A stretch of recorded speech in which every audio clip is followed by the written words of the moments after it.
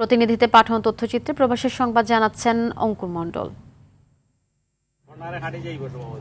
যুক্তরাষ্ট্রের মিশিগানের ডেট্রয়েট নদীতে উৎসব মুখর পরিবেশে অনুষ্ঠিত হয়েছে চট্টগ্রাম বিশ্ববিদ্যালয় অ্যালামনাই অ্যাসোসিয়েশন অব মিশিগানের নদী ভ্রমণ। সংগঠনের সভাপতি কাজী এবাদুল ইসলামের সভাপতিত্বে এবং সাধারণ সম্পাদক প্রদ্যুম্ন চন্দ্রের সঞ্চালনায় এ আনন্দযাত্রায় পরিবার পরিজন নিয়ে অংশ নেন প্রবাসীরা। অনুষ্ঠানে কাউন্সিলম্যান কামরুল হাসান, অরবিন্দ চৌধুরী মৃদুল ও SM হাসান ইকবাল সহ কমিউনিটির সদস্যরা উপস্থিত ছিলেন।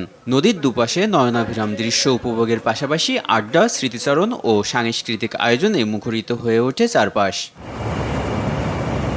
যুক্তরাষ্ট্রের মিশিগান অঙ্গরাজ্যের হ্যামট্রামিক সিটিতে উদযাপিত হল 2 দিনব্যাপী full moon Islamic cultural festival.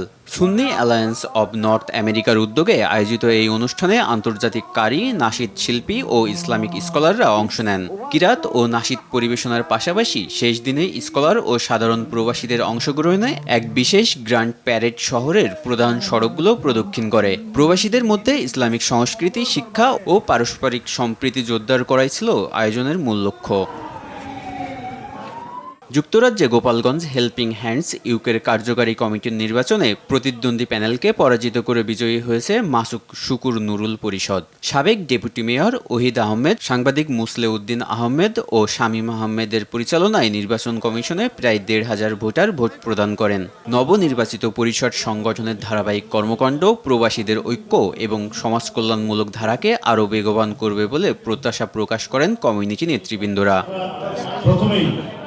শারজায় বিপুল উৎসাহ উদ্দীপনায় স্বনামধন্য বাংলাদেশি প্রতিষ্ঠান আল আমানা সুপারমার্কেটের 10 বছর পূর্তি উদযাপিত হয়েছে।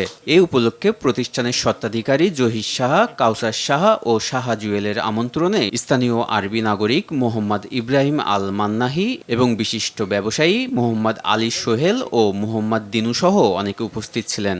দোয়া মাহফিল ও কেক কাটার মধ্য দিয়ে প্রতিষ্ঠাবার্ষিকী উদযাপনের পাশাপাশি প্রবাসে বাংলাদেশি ব্যবসা প্রসারে বৈধ উপায়ে কর্মী নিয়োগ প্রক্রিয়া সহজ করার দাবি জানান তারা।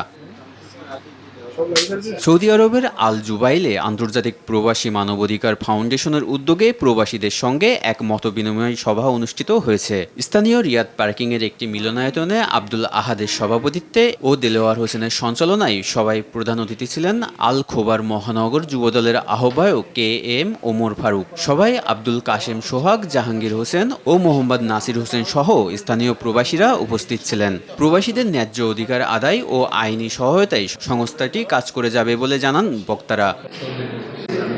অঙ্কুর মণ্ডল, RTV।